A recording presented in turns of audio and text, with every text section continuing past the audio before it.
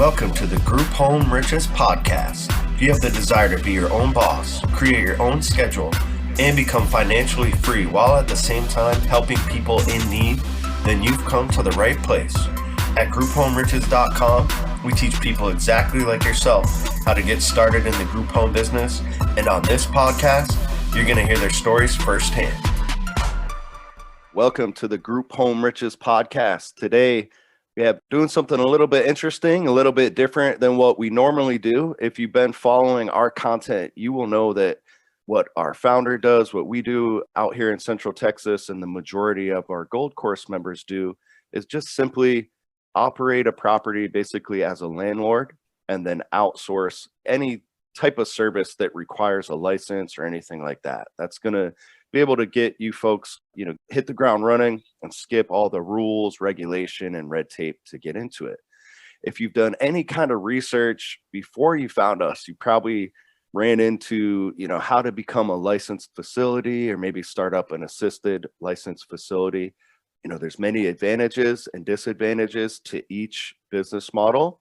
But on today's show, we actually have someone who's an expert in kind of the opposite model that we do. So we have a very experienced and at this point retired assisted living facility operator. His name is Yazz, and we're going to kind of go over just his background, kind of the advantages and disadvantages to each method. And he's going to be dropping some major bombs on here for you guys. So Yazz, welcome. Thank you very much. Very happy to be here with you guys. Always a pleasure. Always a pleasure. So before we get into kind of the nitty gritty details of, the ins and outs of the industry and everything like that, why don't you give the folks just a brief background on yourself, kind of where you're from, what you were doing before you got into this, and kind of what made you want to do this in the first place? So pretty much my background is in aviation. I went to school, became a flight instructor, pilot. Happened to be that I graduated in September 11th. And we all know what actually happened on that day to a lot of business industries. Aviation was one that definitely got hit the hardest. And at the time, I really didn't have much to fall back on. I had all this student debt. Flight school is one of the most expensive endeavors one could undertake because there's really no help. You have to pay for the flight time, and airplanes and all that is very costly. And I had kind of this whole epiphany of getting into real estate. My family had always been somewhat associated with assisted living. So I put two and two together, and I pretty much started getting into that industry vis-a-vis learning what it was that my family was currently doing, and then just started applying it to real estate.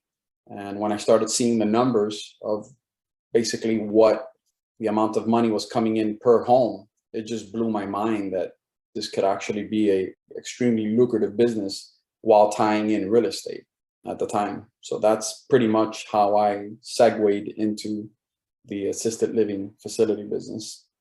Excellent. So let's give the folks out there some little bit of details to pique their interest. So on our business model, again, we just charge for, we're typically going to charge for the bed and for the room, and our revenues just generated on literally, licensing space to a number of different demographics. So we're not collecting any type of revenue by providing, any type of medical service or anything like that.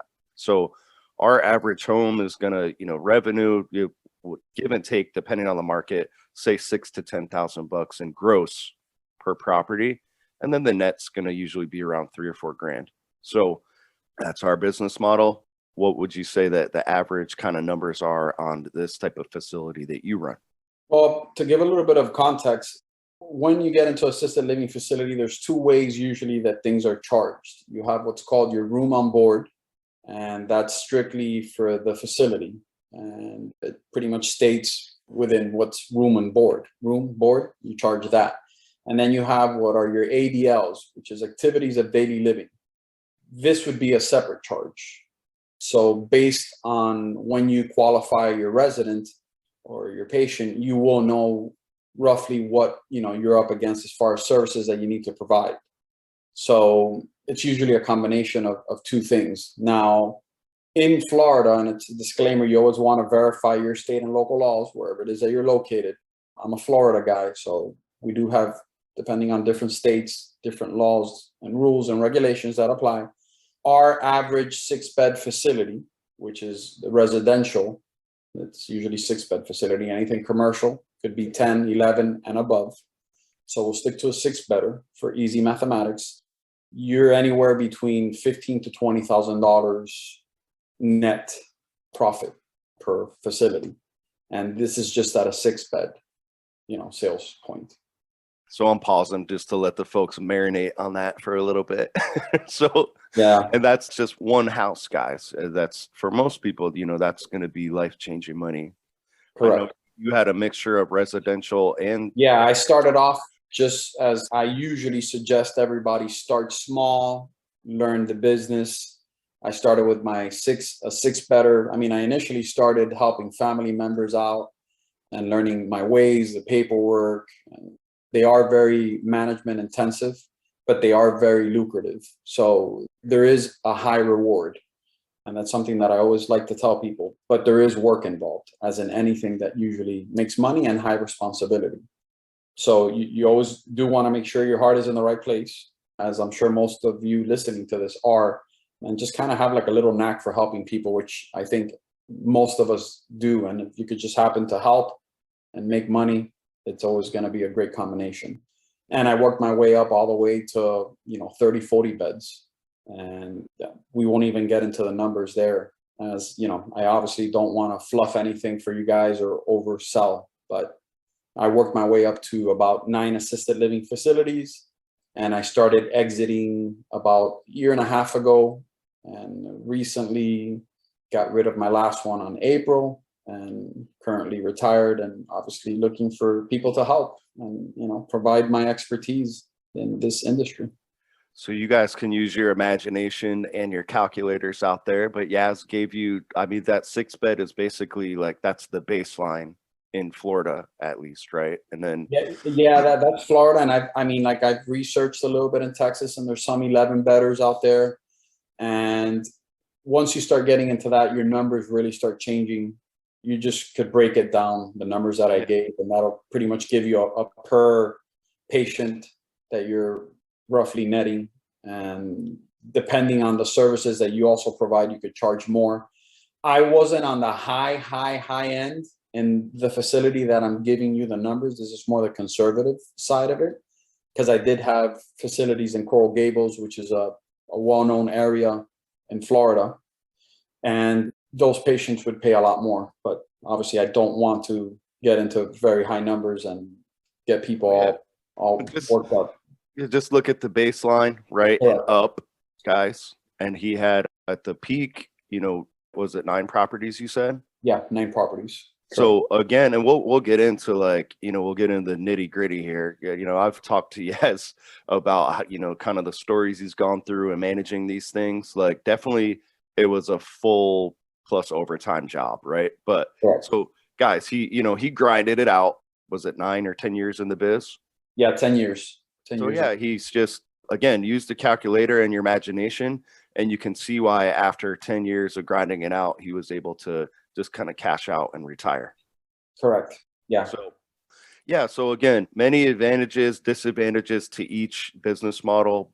The number one advantage to kind of the ALF route is obviously just the amount of, money these things can bring in. Massive cash cows. There's a reason you'll hear me and Andy talk about Rich Dad, Poor Dad, Robert Kiyosaki. Yeah, which he's in the business now. There's a reason he's big on this. So it's and another thing that I want to bring up, because it's funny. There's a lot of things that have happened with real estate, and I still believe it's one of the best investments. And if you happen to pair it up with either the group home riches or an ALF model, it's just obviously going to be more lucrative than having a tenant in there.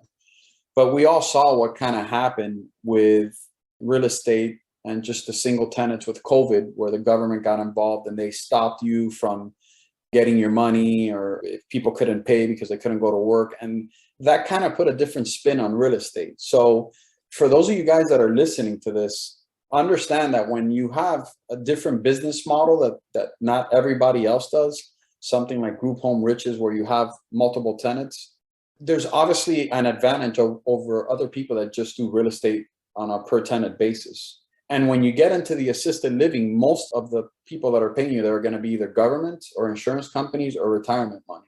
So you're really not going to have a stop of cash flow coming in.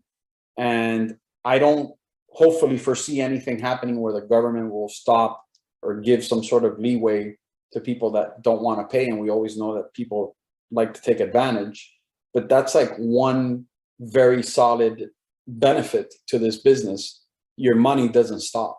Like I was always getting paid throughout COVID. I didn't have an issue. I didn't have to worry about non-payment. And one of the beautiful things about it is government is very pro-friendly people who run these facilities because they're very much needed. We're also moving into a very big boomer retirement era, which is why the greats like Kiyosaki are getting into this field. It's just a lot of money that's going to be moving into that, and they need the care. So if you're just in a position to provide this, you will make a lot of money. 100%. The actual, like the residents, the people staying at these homes, the majority of them are that, right? Homes. They prefer kind of a residential setting compared to like these big, like almost totally that commercial hospital kind of feel places. Totally. Little vignette with how I started getting into the higher end clientele. I started just like everybody else, humble. I didn't really understand much. And my higher paying clients were usually coming from institutional settings.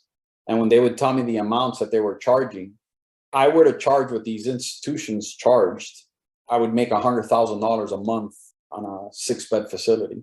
Now, obviously, that's like ludicrous, but most of these people that are in institutions pay that amount of money, 10 to 15K per month per patient. My first patient actually came from an institution because the institution neglected after paying 3 times the amount of money and actually ended up hurting herself and came to me for a fraction of the cost. Now, it was funny because at a fraction of the cost, I was making more money on that one patient that I had ever made. And that kind of opened my eyes to, wait a second, like there's a whole other market here that charges way more money than I do. Hopefully, this is the type of value that I could add in helping you guys navigate this and just pretty much letting you know what you guys can charge and not selling obviously yourself short. Because as I said, you have your room on board and you also have your services. So you're a service bound business. You can't forget that you're not just going to charge people for rent. You're providing a service. So it's obviously way more lucrative. So even with our business model, you're going to love this quote from Andy. I asked him one day, just out of the blue, like I just out of curiosity, like, hey, what's the ROI that you get on the group homes? And he said, if I have to calculate ROI, it's not a deal. Yeah, correct. And it's funny. It's very funny that you say that because that's exactly, had a friend of mine was doing an MBA and he had a little fancy calculator that they had him worked out as one of the projects. And when we started inputting the numbers, he's like, this doesn't even make sense. And he was a compounding interest guy. For those of you who don't know, compounding interest is pretty much stock market. That's the best way to generate income. And when he put the numbers I gave him, he's like, this is unheard of. You have to have made a mistake. I'm like, no, my man, this is it. Like, this is my humble business. This is what I got based on what the property cost and based on what I generated from this property. That the numbers are unreal. So yeah, I could definitely. Yeah. I 100%. Even ours are unreal. Like we don't even advertise it because if a real estate investor comes across it, it's just going to look like automatic scam. Yeah. Those are our numbers. And then with your model, at least financially, it's probably a way to like almost 10x even what we're doing. So it's got to be and astronomical. I can imagine the guy's face. And for those who need a little help reading in between the lines, Robert Kiyosaki is possibly one of the best well-known real estate investors of all time. Mm-hmm. And here he is getting into assisted living facility now. So that should pretty much tell you guys that what we're telling you here is spot on. I mean, this guy is not going to get into this if it just didn't blow numbers out the water at this stage of his life. It's a guy, he's basically printing money with his consulting business, with his multifamily stuff. And he's 100%. Still, this is the one, if you listen to his podcast, this is the one that he's kind of like most excited about. Because it's going to take all the benefits and just like you said, 11x. So massive opportunity. So now that we've gotten that point across and got you guys super pumped up, let's talk about who it's not for. This is why we recommend, honestly, for most of the people that reach out to us, our business model, just starting out either leasing or partnering with a landlord, not worrying about, providing the services. It's just going to work out. That's what most people are going to be best starting out for, honestly, just because of the resources. So what's the biggest barrier to entry? So like, let's talk about that just to get started. Like, what are some of the main things that you need to get done? So initially, there's multiple ways you could approach this. Now, if you're starting from scratch or currently someone using the group home riches model where they currently have, so we could use that as an example, and then we could kind of veer into another type of example just so that people get two comparisons. Cool. So if you always want to have these properties cash flowing. So if someone has multiple tenants in there, I know depending on the laws in the states where you're at, some places will allow you to have 2 residents before getting licensed, which usually helps with overhead costs. So the first thing you want to make sure is that the property actually zones for an assisted living facility. Right off the bat. So Sorry to cut you off, but that's what I was getting at. Just the biggest barrier of entry is you need to have the property first, right? Yes, that in this specific scenario where, let's say, somebody's currently operating a home and they just want to convert, they got to make sure that it qualifies for zoning. Now, this could vary. In Florida, we have 1,000 square foot space ordinance where there's got to be at least 1,000 feet between you and another facility for you to open up another facility. It might not work like that somewhere in Ohio or New York or Texas even. So that needs to be verified, but that would be like the number one barrier to entry here. So you want to make sure that your property qualifies for zoning, number one. Now, that's under group home riches model or someone that's just going to start off with 2 patients or 2 residents. You could also, you have the other route where you could possibly buy an existing assisted living facility that's already established, and you're going to shortcut a bunch of, obviously, the paperwork and stuff that you have to do to get them going. Can you start like the licensing process? And again, what you're doing, this is in Florida. It might be different in other states. Can you start the licensing process without having a property? No, you cannot. So property is number one. That's out 100% number one. So you guys either need to have a property and then check the zoning to see if it will qualify. Correct. If you don't have the property, then you're going to need to have funds to get the property. So right off the bat, typically, 20% down. As far as I know, there's no like magical grants out there to help you, purchase these properties. It's going to be like, so how did you start off? Did you just get like a typical mortgage or family property, or what was that like? My first property was actually a rental where they currently had an existed assisted living facility and it was empty. So I pretty much bypassed all the initial zoning paperwork stuff. I ended up doing it for a bunch of other facilities that I owned at one point, but that was how I started off. But when I initially got into it, it was empty. So I had to do all my marketing to get my residents in there. I had to get a lot of policies and procedures that, a lot of the paperwork that needs to be organized, obviously, although it was licensed, but that's how I started off.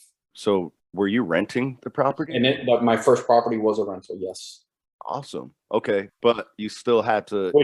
Which I don't want to discourage people, because there's a huge, and this is one of the golden nuggets that I want to leave here for whoever's listening to this podcast and their heart happens to be in the right place.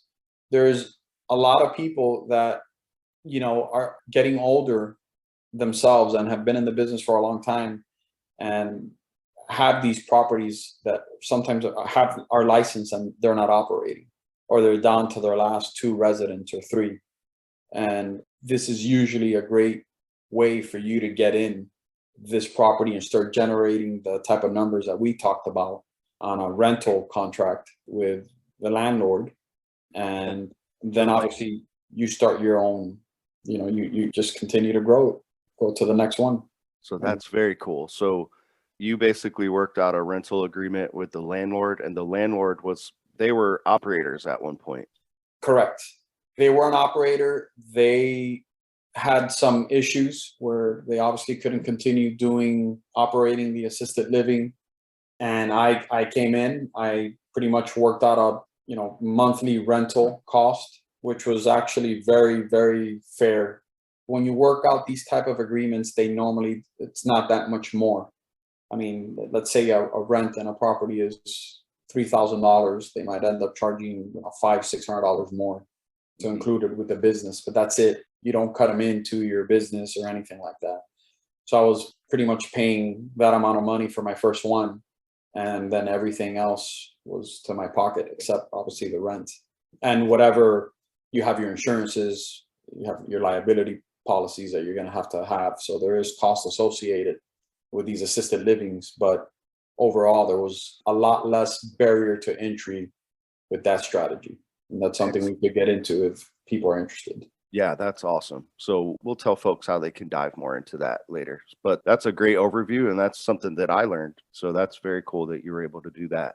I'm wondering if it's, again, check state to state. So in Florida, you can get started out by renting the property, which I didn't know. Correct. It still took some cash, right? So you had to have, you're renting a big property, probably had a down payment. Then you had to pay. It wasn't like you had a filled property that first month. Yes, but if you're going to start any other business where you're going to get into a lease, this is by far the cheapest business to get into, because the amount of money that you're going to generate versus what you're actually putting down, where if you had to, like, let's say, open up a cell phone store or a bakery or whatever, and you have to go through all these approval processes. See, that's another thing that you kind of want to take into account. When you get into a business, you're always going to have your overheads, which are your rents. But if you're already getting a licensed assisted living facility, you don't have to worry about anything else because everything is done. You just have to worry about now getting your residents in there. Yeah.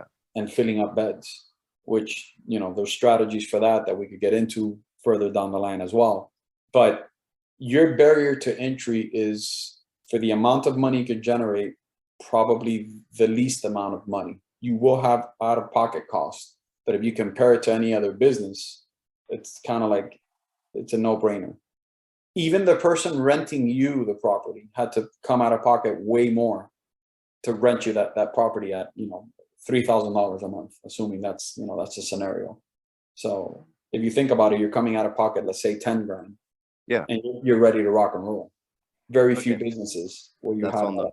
So that's if you're bootstrapping it, like kind of Yazz did. Still, you're at least looking at, give or take, $10,000, right? So assuming you find the perfect scenario where you have an owner operator that just wants to rent you the property, and they are out there, disclaimer, they are out there.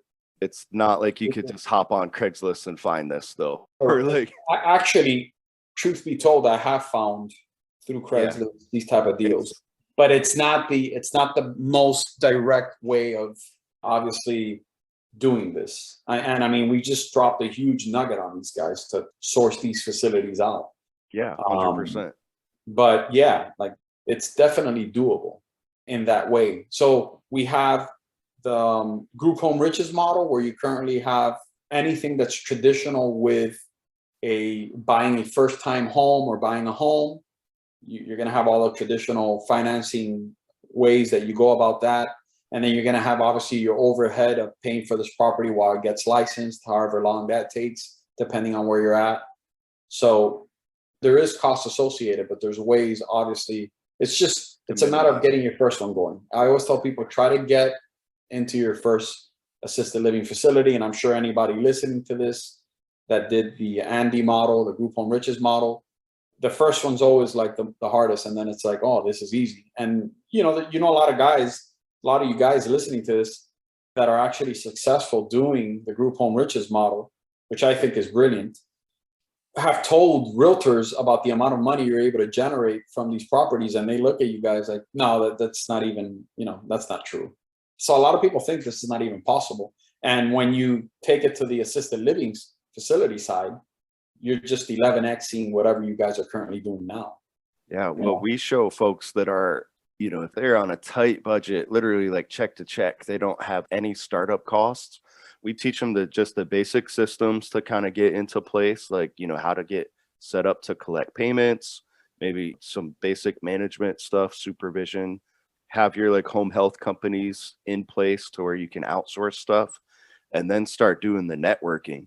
Find the programs you're going to work with, maybe get a contract with them, maybe start building your wait list, then go start talking to these landlords that are making 200-300 bucks per month on a good month, right? And Correct. they say, hey, look at this business model, this is what I'm going to do, this is the paperwork that we got, et cetera, et cetera. And I have 10 people ready to move in now, or 50, or whatever you do with your marketing. I don't need just one property, I need 3 in the next couple months, willing to negotiate a split or pay above market rent, just need a property to operate out of. What do you think? Right? Correct. That's it. That's our script from the gold course in a nutshell. And yeah, we get people like, once the landlords get it and they understand, like, maybe I can make a couple $100 more per month, or even like split the profit, and this operator's going to be doing everything, it's a no-brainer. I mean, Yeah. landlords are literally giving our members like, here's my property, do your thing. Correct. So, And I mean, this is another strategy with the assisted living. As I mentioned at the beginning of the podcast, when I got into it, I didn't know realistically the amount of money you can charge.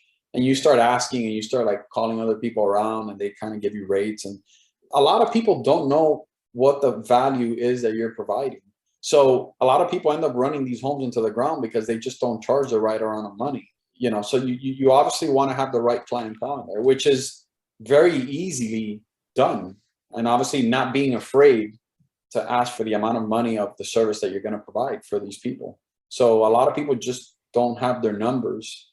They don't know their numbers. They don't know what they're going to charge. And they just obviously don't end up making the money that they can. And those type of people sometimes have these facilities, and you just come in understanding our strategy and how the way that we do it to get the right clientele in there. And you could pay them a little bit more money in rent, and they'll be like, here, just have it, you run it, because they're probably making the same amount of money with what you're giving them versus what they used to do as an operator. A lot of people don't know how to operate these things. They just don't.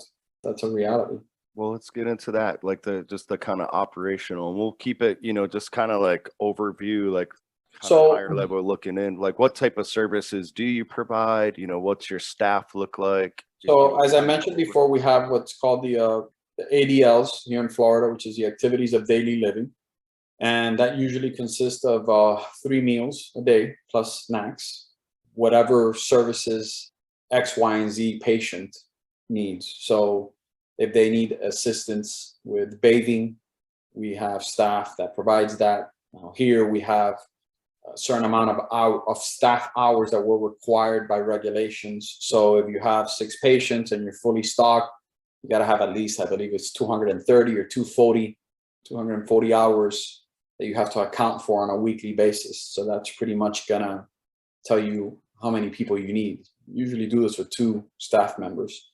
If you're there in the morning, your hours count as well as an administrator. Usually the way I operated this, I was always the administrator of my facilities, and I had staff that provided the services. You are gonna need somebody that stays 24 hours.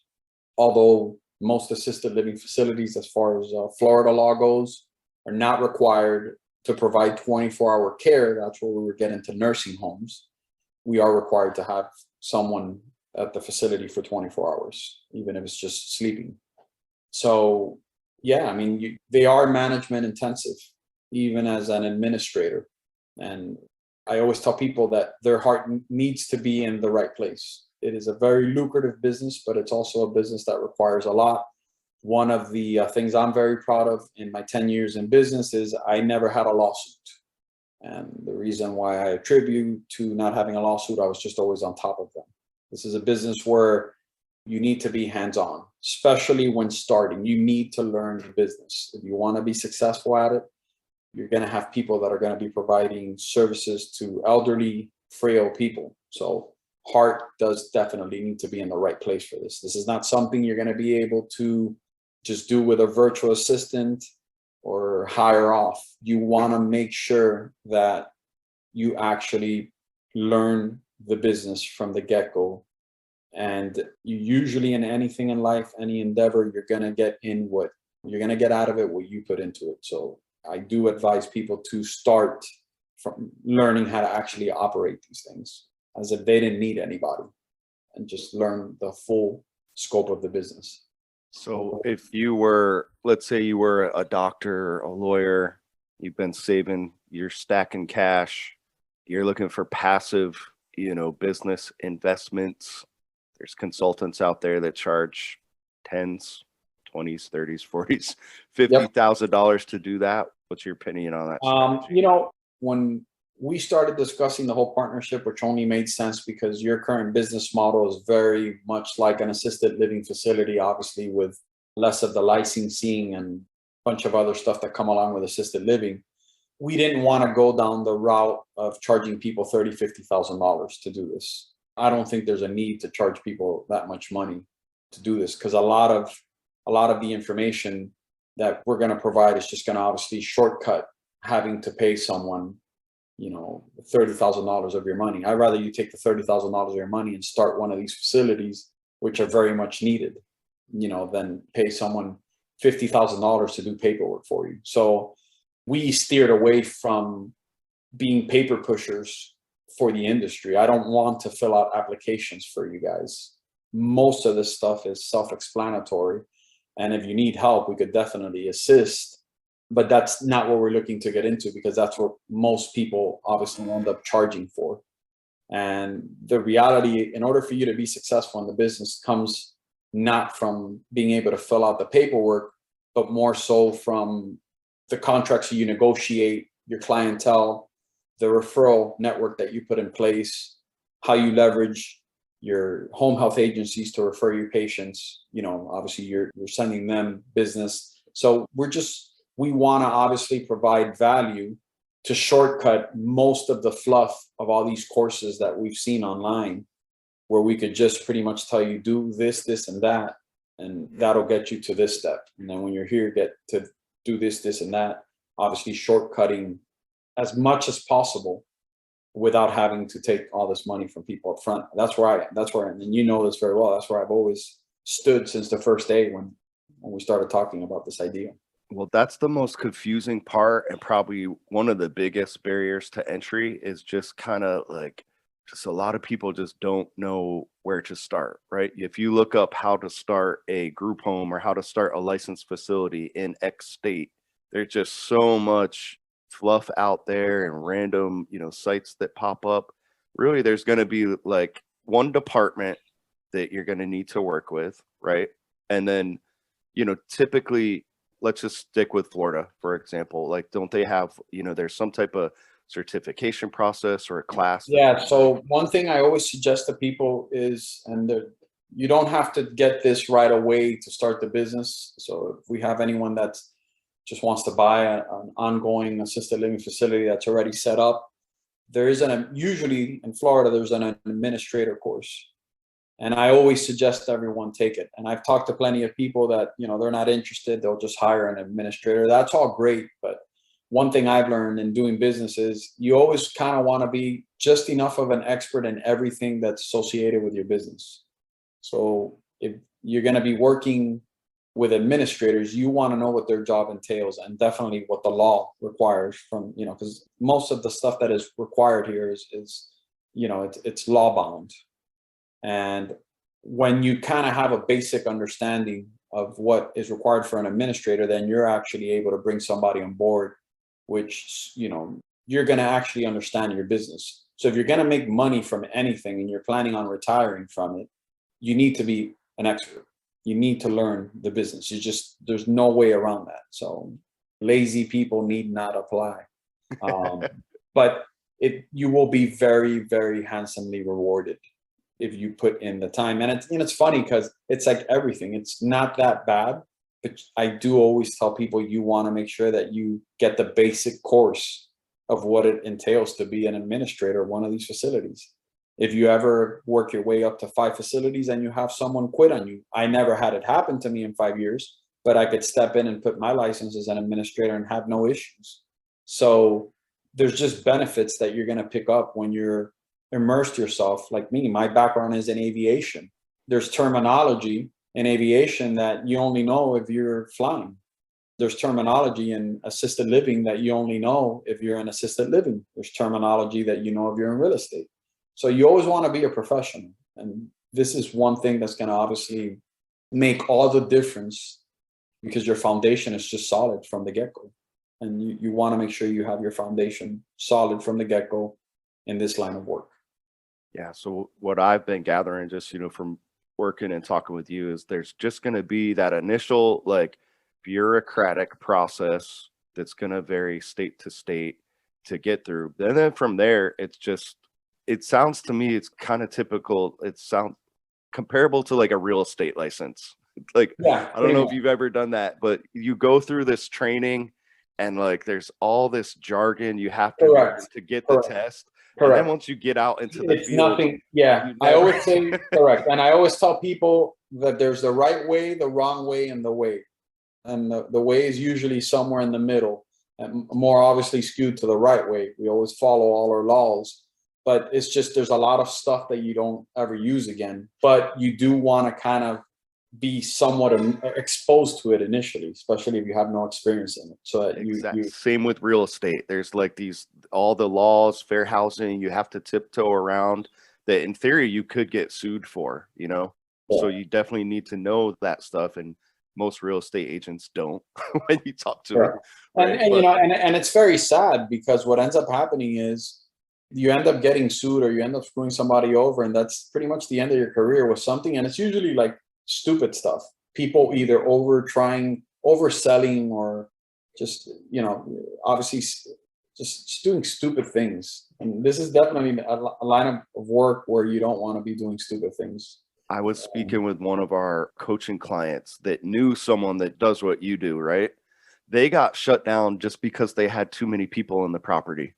It was like a 20-bed limit and they had 23 people in there. And then see that's the type of stuff that, there's no need. And I never understood people like that. You hear it all the time out here as well, because I get the emails, such and such shut down because they were running. They had here, for example, is a big regulation against pegs. You can't have patients that have a peg, and a peg is pretty much a feeding tube. They call them pegs, and it's a feed. You feed the patient through the tube. That automatically disqualifies the criteria to be in an assisted living facility in the Miami-Dade, Florida area. So people get shut down for this stuff. It's like, why would you even go if they don't meet your criteria? Why would you take a patient that doesn't meet your criteria? There's no amount of money that's going to add up to you getting shut down for something that could have been completely avoided. And once again, it comes down to being able to screen your patients and understanding the terminology, understanding your criteria. So I used to go when I started, I used to actually go visit the patients before I would take them, just to make sure that they were a good fit and I could provide the services for these people. These are things that are going to save you a lot of headaches, because once you got the patient in your facility, you can't just kick them out. It doesn't work that way. It's not easy. You don't mobilize elderly people very easily. So, you obviously want to make sure that these people are the right fit for your facility. And there's different facilities. There are facilities that I had that were female only, facilities that I had that were younger. So it depends on where your location is, your demographics, but you definitely want to make sure that you have the right fit for your facility. And these are all the type of things that, as people get approved and they have the facility and they start dealing with the business side of it, that's where we'll be able to come in and provide huge amounts of value to people, because I did this. This was my business for the last 10 years. So I know how to avoid a lot of the pitfalls that you're going to end up putting yourself into. And obviously even possibly having legal issues, which I'm going to repeat again, because it's the biggest thing I'm proud of. I never got sued in 10 years, not one lawsuit. I'm very happy to say that. So it must be it's very common then in the business. It's like everything. If you do what you're supposed to do, it's not common. But if you're the person that from the get-go is going to take the shortcuts, which is why we're actually going over this now. If you're going to take the shortcuts from the get-go, this is not the business to take shortcuts, because you're dealing with people's lives. So you obviously want to make sure that you're on your P's and Q's, which is why it's paid very well. So if you're going to be a professional and you're going to make good money, it comes with responsibility. So you definitely got to be a responsible person. But you do have, remember, Florida is one of the biggest retirement havens in the US. The warm climate attracts a lot of people here. So there's tons of assisted living facilities here, tons. And a lot of people get into these facilities, and we have a lot of people here that are not English speaking. So like, that's one of the requirements here. You at least got to understand English language. And they go in, they run them, and they don't even, they end up putting 5 people with feeding tubes in their facilities, and then they're wondering why they're getting shut down. But that's just neglectful at that point. So most people, I don't think, fall in that category, but you do hear of all kinds of people doing all kinds of stuff that they obviously shouldn't.